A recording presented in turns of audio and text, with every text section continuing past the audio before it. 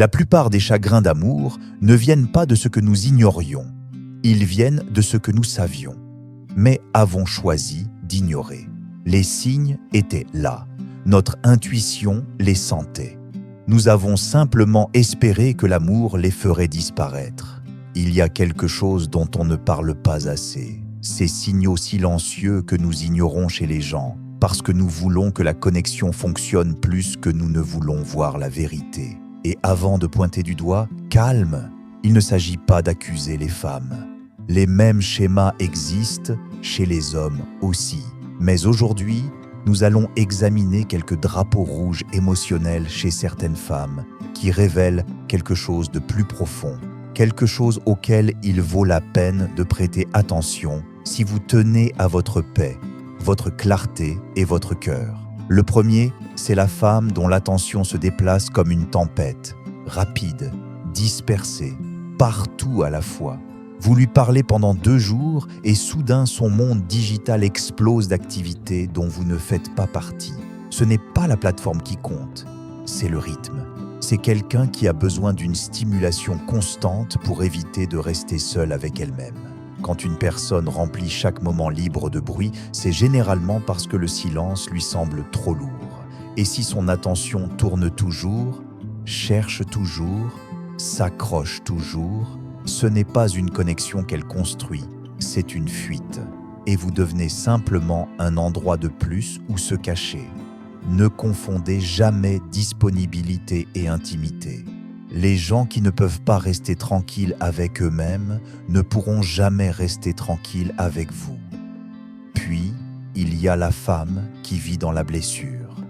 Chaque relation passée est une histoire où elle a été blessée, trahie, incomprise. Et peut-être qu'une partie est vraie. Beaucoup de gens ont souffert. Mais quand chaque chapitre de sa vie la place comme victime permanente, vous n'écoutez pas un passé. Vous écoutez un schéma. Une personne enfermée dans la victimisation ne cherche pas la guérison. Elle cherche un sauveur. Et au moment où vous essayez de poser une limite ou d'exprimer un besoin, vous devenez un autre méchant dans son récit. Elle ne veut pas un partenaire. Elle veut quelqu'un pour porter la culpabilité qu'elle refuse de regarder. Ce genre de dynamique ne grandit pas. Il épuise. Il y a aussi la femme qui essaie de vous lire comme un destin plutôt que comme un être humain. Avant même de connaître vos valeurs, elle a déjà jugé votre essence. Avant d'entendre votre vérité, elle est convaincue de connaître vos schémas. Quand quelqu'un filtre la réalité à travers des prédictions au lieu de la présence, il ne se connecte pas à vous. Il se connecte à une histoire qu'il s'est construite dans la tête. Et les histoires deviennent dangereuses lorsqu'elles remplacent l'intimité réelle. Une personne qui a besoin que l'univers lui dise qui vous êtes a souvent peur de découvrir la vérité par elle-même. Et quand quelqu'un utilise des systèmes de croyances comme bouclier, il devient impossible de le rencontrer là où il est vraiment. Ensuite, il y a la femme physiquement présente, mais émotionnellement absente, collée à son écran pendant que vous êtes assis en face d'elle.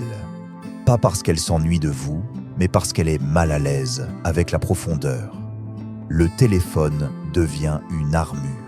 Le défilement constant devient une façon d'éviter la vulnérabilité. Si quelqu'un ne peut pas lever les yeux assez longtemps pour ressentir la présence d'une autre personne, la connexion devient impossible. Vous devenez une distraction à son agitation intérieure, plutôt qu'un partenaire qui la rencontre dans l'instant. L'attention est une forme d'amour, et si elle ne peut pas l'offrir, elle ne peut pas offrir la relation qui en dépend. Et enfin, il y a la femme qui jure qu'un autre homme dans sa vie est comme de la famille, alors que tout dans son comportement respire un désir inavoué. Ce n'est pas une question de jalousie, c'est une question de limite émotionnelle.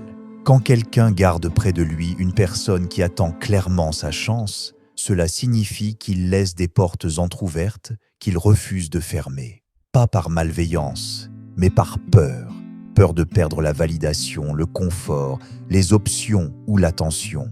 Et si elle ne peut pas poser des limites claires avec quelqu'un qui la veut, Elle ne peut pas construire de sécurité avec quelqu'un qu'elle veut. Un triangle n'est pas une base, c'est une lente chute annoncée. Au fond, ces schémas ne concernent pas des mauvaises femmes. Ils concernent des parties non guéries présentes en chacun de nous.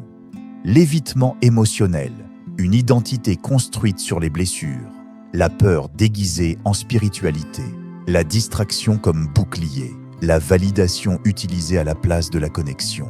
Les drapeaux rouges ne sont pas des avertissements sur eux, ce sont des rappels sur vous, sur ce que vous tolérez, sur ce que vous choisissez, sur la personne que vous devenez lorsque vous ignorez ce que votre corps sait déjà. Merci d'avoir écouté. Prenez soin de votre cœur. Choisissez des personnes capables de vous rencontrer avec présence, clarté et honnêteté. Et choisissez de devenir cette personne, vous aussi.